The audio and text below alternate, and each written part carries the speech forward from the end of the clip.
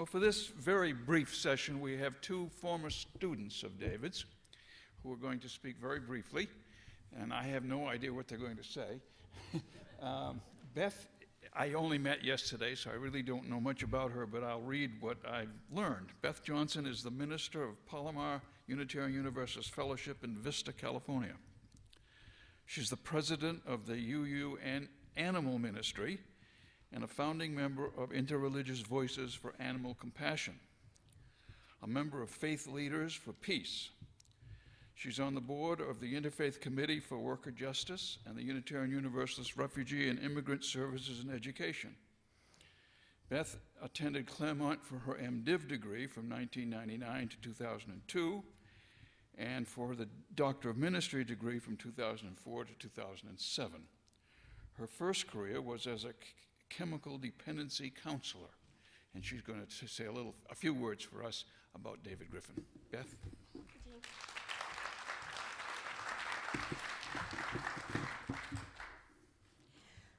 What can you really say about the person that gave you back God, empowered a vision of a value-laden world, and inspires you to acts of justice on behalf of that world in 7 minutes? Having had the deep innerness of God that I'd experienced as a small child taught out of me, I subsequently thought my way out of any notion of God other than that associated with pantheism. By the time I got to Claremont, I was an eco-feminist who'd contented myself with that lovely but really, for me, inadequate notion of the divine. I'd heard of process thought before coming to Claremont, had taken a short course when I first arrived, but it was in David's background of contemporary theology in my second semester that the process, God, and the constructive postmodern vision claimed me. David persuasively unfolded a vision of God and a world that not only did not offend my sensibilities, but awakened them further. Not only described my experiences, but allowed me to theorize them. It led to both a recovery and a transformation of the traditions that shaped me. There occurred a harmonizing of the past that was aesthetically pleasing and emotionally satisfying, provided a coherent worldview that was consistent with the unfolding revelations of science. It equipped me with a robust faith as well as fidelity to reason. I discovered a language to communicate the radical love of God, the depth of the interrelatedness of all things, and the wonder of the complexity of all life, which deepened my call to justice love. I was fortunate to have been able to take all of my electives and as many of the required courses as I could with my MDiv with David, coupled with Marjorie Suhaki, and with John Sweeney. David encouraged me to go into the DMIN program. He was my mentor, and John Sweeney was my reader, where I applied postmodern process thought to animal advocacy. It was exhilarating to be a student of David's.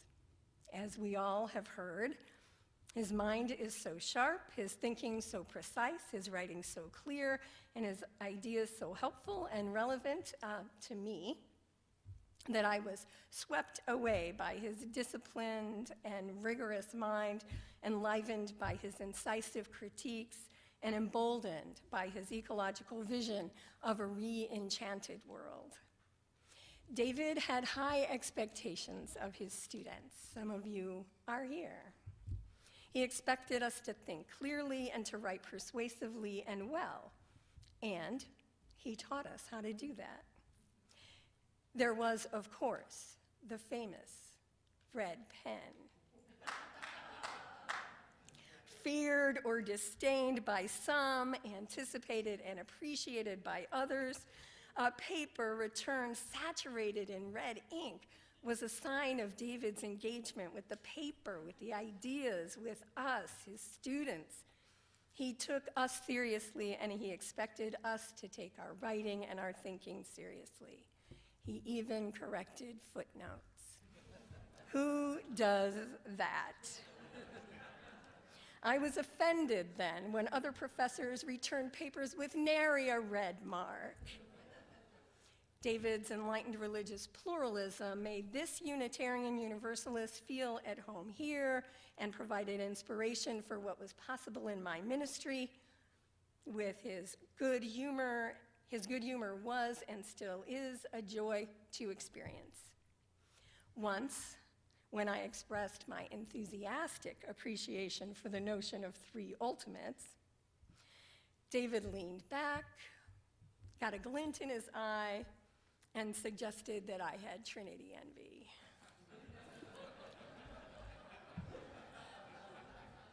David inspired me with his passion for justice and with his empathy.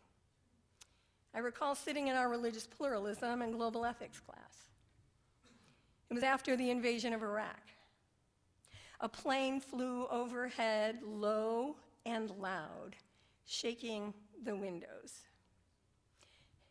David fell silent, cocked his head, and we could feel the emotion that he embodied when he said, "And they are living with that every day." We knew what he meant. A world away, but as present as the breath. Bombs were being dropped on innocents in that illegal and immoral occupation that has shaped us all.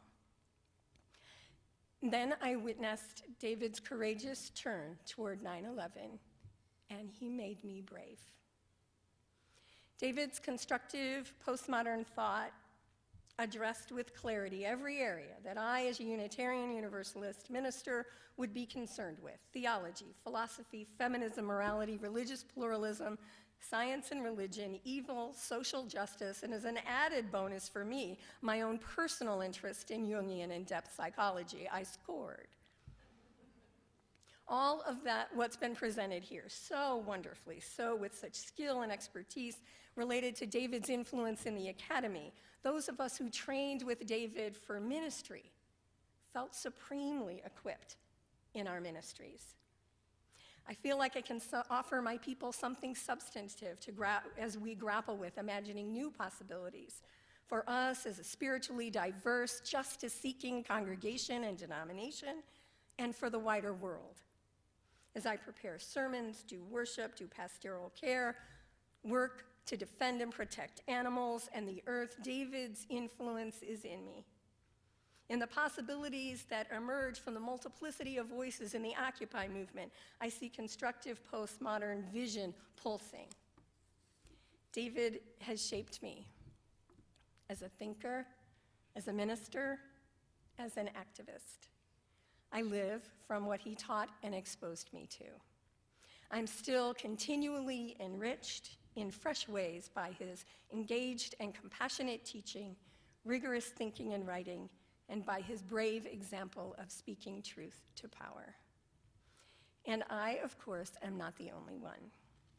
When I posted on Facebook that I was attending a conference and speaking about David as my teacher, philosopher J.R. Hustwit from Claremont wrote, "Please send him my thanks for his influence on my own adventure."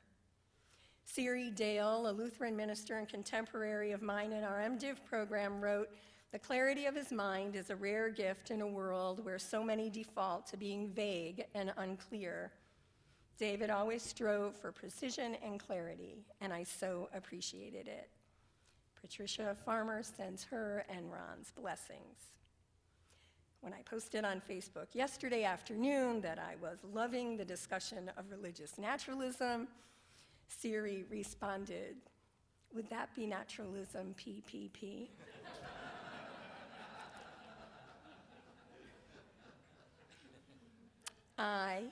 We all continue to live from the influence of David Ray Griffin. And we, and the world are better for it. David, thank you for the grand adventure that you boldly lead us on.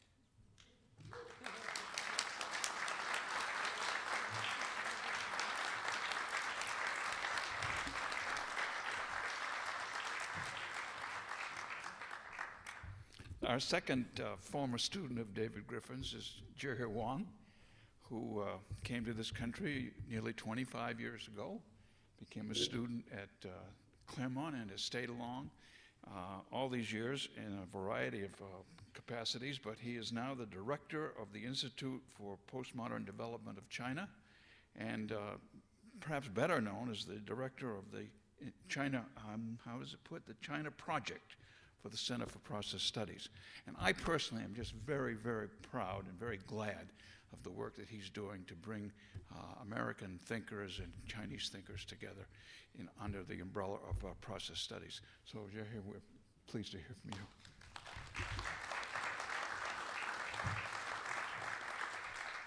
Good afternoon, everyone. This is the 2 hours talk. Yeah. So, but I promise I make it short. Yeah. I am the first and also probably the only PhD student of David Griffin was made in China. And because as I mentioned, there are 2 hours talk, but because of time limitation, I want to mention the 2 points here. One is David's influence on China. Another is David's influence on myself. Yeah. About China, as you know, 1995, David's the book Re-Enchantment of Science, published in China. So this is 10 years past. Right now, you want to know what happened, maybe just the book there, but it's not just the book. Last night, I go to Google, the Chinese Google. I found the, Google Griffin in Chinese. I found here there is how to say, 600,000, items result about David Griffin. That's David, not that's David, not that's the basketball players, okay, David Griffin. Yeah. Another one is called the serial killer in Hollywood movie. Yeah. Not the same guy. Yeah. This guy. Yeah. And also, if you check postmodern, construct postmodern, I mean in Chinese, you can find 2.5 million results. I'm not lying. You can every Chinese can check. Yeah, no problem. Yeah. Yeah. So it's since then, right now, 10 years past, so far we already have more than 50 conferences on process solved, and also more than 20 books translated published in China, and also the 100 articles published, and also we have 26 Chinese scholars to come. Yeah. And we have 10 white-heading kindergarten in China. Yeah, so it's a long list. Yeah, but you probably there's many reasons we can tell detail how David influenced China. For example, in the help in the education reform, environmental movement. So in many ways. Yeah. I want to probably, in order to make my talk not too boring, I give an example about the ecological civilization Jin just mentioned. I think that's a very, very important, topic in China. Every year, around 70 Chinese scholar officials come to Claremont for the forum on ecological civilization in the past 5 years. So this year, on April 27, will be the 6th one. So you are welcome to come. So 2 years ago, at a time, they sent a reporter to come to Claremont. They feel confused. The reporter, the female one, first question asked me is, why? Why Claremont? Why people don't go to Harvard, don't go to Yale, right? So I tell her, there's a Chinese saying, it doesn't matter the size of the pond. It matters the big fish. Yeah. So David and John is the big fish thing. Yeah. Yeah. So that's explain why they come to Claremont. Yeah. So I think I remember David 1998. That's that year I came to Claremont. You protect the 21st century will be very hidden century, right? And at the same time, in DC, some people said 21st century will be Chinese century, right? If you found deeply, you found there's a link between the two centuries. That's back to Dr. Cobb's his prediction. He said in the next 50 years, China will be the center of present studies. You can find the link. That's why if you keep that in your mind, when you trace back what we have done in the past 10 years, you can see, makes sense. If you want one word to summarize what David did, he wants to help China make the shift toward the postmodern turn, not the modern turn, right? Consider China's population, our limited natural resource. China cannot afford the American lifestyle. So we have to make a turn. So David's turn is postmodern turn. Want to build China, postmodern China. I think that's the main goal. Yeah. So it's I think through those events you can see that's the goal. We are day by day approaching that goal. Of course, China is like a big boat. You can't like China make a turn, overnight turn. It's a very gradually change, but it's changing, I promise. Yeah. The second point about the David's influence by myself. Yeah, I think that's also can write one book. Someday I want to write one book. Yeah, about this topic. Yeah. So it's as you know, every time when I talk about China, U.S., people always ask the same question: why processed salt is so well accepted in China? Of course, you can list 1, 2, 3, 4, 5. Yeah, reasons. I always say that one of the important reasons is the personality. Almost all the process thinker, David, John, they are they are the people walk their talk. Chinese people worship Tao. What does it mean, Tao? In Chinese, Tao means way, road. Tao is for walking, not for talking. Yeah. Yeah. Every time in China, when I talk to the Chinese young generation, I mentioned, David built his own ecological house and drive his ecological car, and Dr. Cobb live in the teeny tiny house, and John Buchanan no feather shoes, yeah, no jacket, yeah. People feel very touched, yeah. So that doesn't mean they have no money to buy it. That means they consciously live a simple life. That's the kind of people the Chinese people admire. When people admire your personality, people will listen carefully what you said. I think that's the logic. Yeah. Back to myself, because David, I have become vegetarian. While he changed back, yeah. Because the doctor's suggestion, yeah, right? Yeah. Because David, my wife May and I, we decided this year no shopping, not buy any clothes. So next year, if you see I wear the same jacket, don't laugh at me, right? Yeah. And there's many things, David influenced me. I think May and I, we just published a book titled Second Enlightenment. It's well received in China. It's published last year.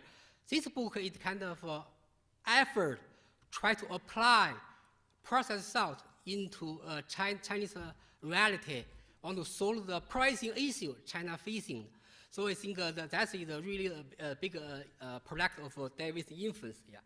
And also for those many changes, I feel very happy, I feel grateful to David. But there's one thing I feel uncomfortable about David, because one day he talked to my wife or somebody said, Zhihe is unteachable. That I can't buy it, because that gave my wife a good excuse to lecture me whenever I do something wrong, according to her opinion. Yeah. But anyway, I hope someday David can make it right. Yeah, make it right.